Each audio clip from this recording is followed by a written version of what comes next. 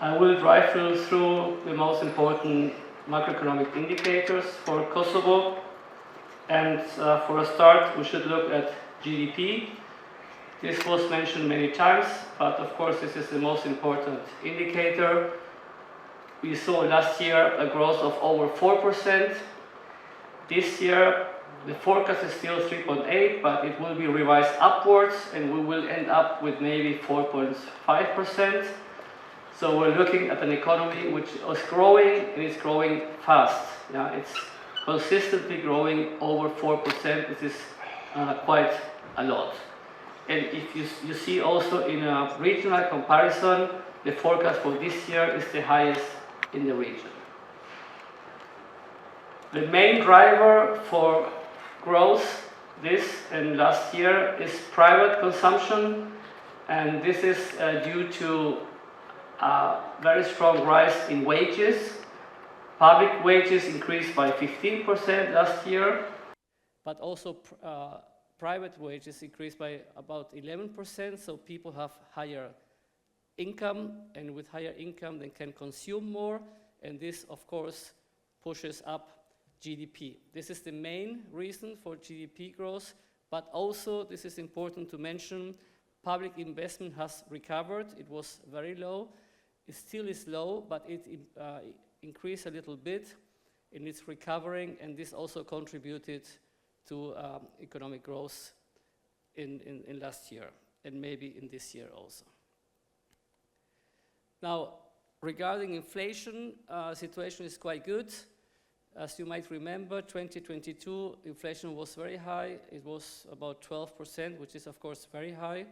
But now we are back at about 2%, and this is roughly the same level as the Eurozone in Germany. And actually we see the same development as in the Eurozone, with very high inflation in 2022, and then a process of disinflation, and now we are in the whole zone at about 2%.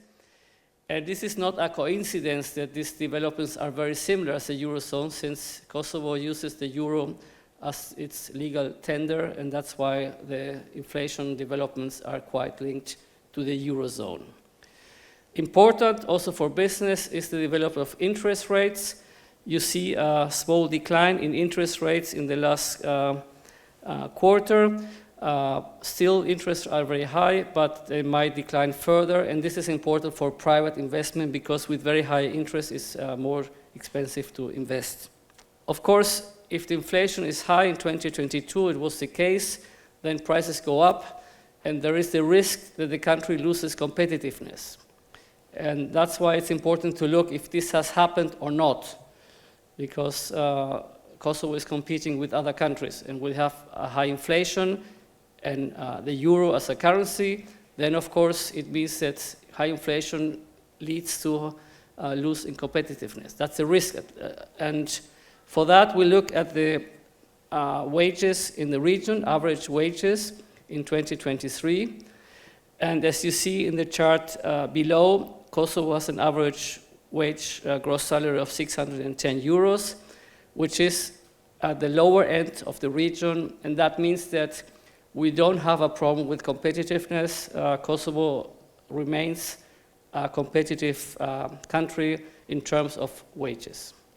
And that's important, of course, for potential investors in the country. The current account is quite substantial. We had last year more than 7% of GDP. This year might be even more. And when current account deficit is large, if it's more than 5%, one should worry. But of course, everything depends on the financing of the current account deficit. If it's financed with short-term debt, it's a problem. But if it's financed with long-term FDI, it is not a problem. And in the case of Kosovo, the current account deficit is fully financed by FDI. And FDI is a very long-term and stable source of finance. And that means that there is no external risk from that point of view.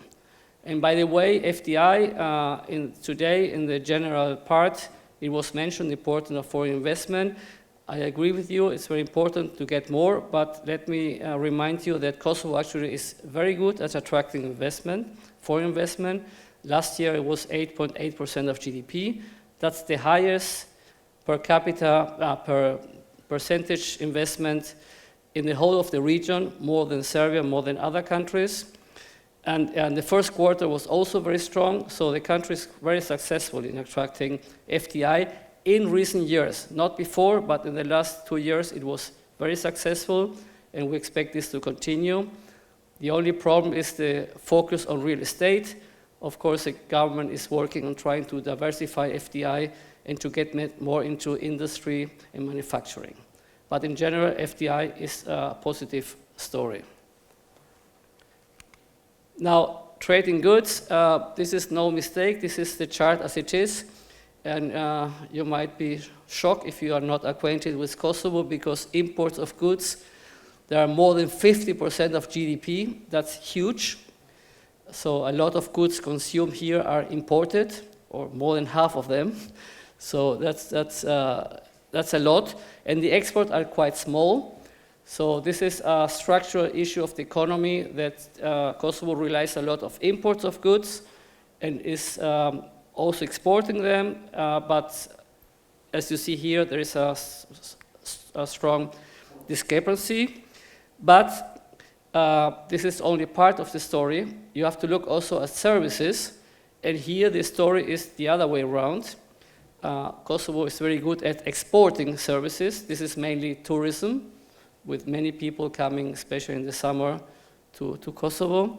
And that's why there is a strong surplus in the service balance, much higher, exports being much higher than the imports. And this is continuing, and you see the traveling as a major part of the story. The blue, dark blue, this is travel. And this, the others are IT and transport and other services. Interesting here is the issue of visa liberalization, which of course it's a brilliant thing for Kosovo, no question about this, but such things have also some side effects. And why side effect is, of course, that people now can more easily travel to the Eurozone and to the Schengen room or zone area, and then of course more people are traveling now. And if more people travel abroad, it means also imports of services. I mean, when tourists go outside, in economic terms, it's an import of services. So the imports will go up. You see in 2024, they are higher than 23. And also the incoming tourism might be a little less, because the people living in Germany say, if my family is coming to visit me in Germany, I don't have to visit Kosovo again. So the exports might go a little bit down, the imports a bit up. So this surplus might go down a little bit, not hugely, but little bit, due to the visa liberalization, which in general is a great thing. But again, it has some effect on some economic indicators. Very important for the country are also the remittances, which you see below. This is more than 50% come from Germany and Switzerland. And this is very important for consumption and for imports, of course. One issue here is, of course, it's quite expensive to send remittances. If someone sends remittances from the SEPA area, on average, they pay 3% on costs, on transaction costs. So if you send 100 euros to your family from, let's say, a country in Europe, you're paying 3 euros just for the service of sending the money, which is quite a lot. And you know the discussion on SEPA and the possibility, the realistic possibility of Kosovo joining SEPA. And if they join, and if eventually the bank transfers become much more cheaper, which at the moment they are quite expensive, then this cost will go down. And actually, on behalf of the government and the central bank, we also look at this issue, and we calculated that only on remittances, there would be a saving of 26 million euros per year, just of transaction costs. And if it comes to trade, to foreign trade, another 29 million euros will be saved. And we're talking about 55 million per year just for joining SEPA, without talking about many other advantages this would have, just a reduction in transaction costs in the short term. And this, I think, highlights the importance of joining SEPA, which is, of course, one of the big success stories of the European Union and other countries in Europe, not having to pay very high transaction costs. Now, I come to my last point, which is public finance, and actually it's the best point, to be honest, because, as I said before, last year, public wages were increased by 15%. That's a lot. Of course, it's good if you can pay your people in government more because you retain them, and it's important to retain good people in government. The competition for the private sector is strong, so you need good salaries also in the public sector, but 15%, it's a lot, especially because inflation was not that high. On top, they invested much more than the year before. So you might think, okay, you're spending money on wages, you're spending money on investment, so it looks fine, but you end up with a huge budget deficit.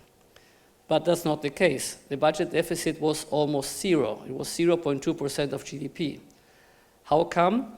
Because public revenues were very strong. Public revenues increased much more than the expenditure, and this is partly because of high growth, but partly because the government and the Ministry of Finance took many measures to formalize the economy. We were talking to the Ministry of Finance this morning. He explained to us many of these measures. For example, there are stronger controls on labor, so people would come to companies and see who is working there, and if someone is not registered, they would have to register. Then the company, of course, has to pay salary for this person formally, not on the envelope, formally. And once you have to formalize the cost, you need to formalize also the sales side of the company. And then you have higher tax revenues, which is important for the government. But I'm not now just having a purely fiscal point of view. This is also very important from a level playing field perspective. Because if you come here, for example, as a German business, I assume you will apply with all the rules and play everything. And if other people here, being Kosovarians or other countries, are not paying the same amount of taxes, then you are at a disadvantage. So it's a competition issue. And it's important that all businesses are paying the same amount of taxes, or the same rate of taxes, effective rate. And that's why I think this is a very good move. And this will continue, and the formalization of the economy, I think, is a very important step for different reasons. The other thing is public investment. I mean, the country needs better infrastructure, that's for sure. In the last year, public investment was weak, and the under execution was very high. You see that in the chart below, the difference between this triangle, the point and the bulk is very big. This is the difference between the plan and the execution. So you have a systematic under execution of the investment. And now this gap is getting smaller. Investment is picking up. It's still low, but it's improving. And according to the minister, the measures now will lead to a better execution in the future. So let's assume this situation will improve. So all in all, what do we have? We have high economic growth, high FDI, low inflation, and a very good fiscal situation. That's why on macroeconomic terms, one must say it's a very solid position, right? Of course, there are risks. The main risk being an increase in commodity prices for energy. The country also imports energy, also food. I showed you before, imports are very strong, 50% of GDP of goods. And if prices of imports go up, it has a very strong effect on the economy, as happened in 2022. That's why any problems regarding commodity prices would have a negative impact on the business cycle here. But I think there are also opportunities, and one major opportunity is, of course, investment and the process of nearshoring. That's why we are here also partly to promote this nearshoring, and I think this perspective, this opportunity is realistic, and we're seeing this. And on that positive note, I come to my end, and then, of course, if you have questions later on, very happy to answer them. Thank you.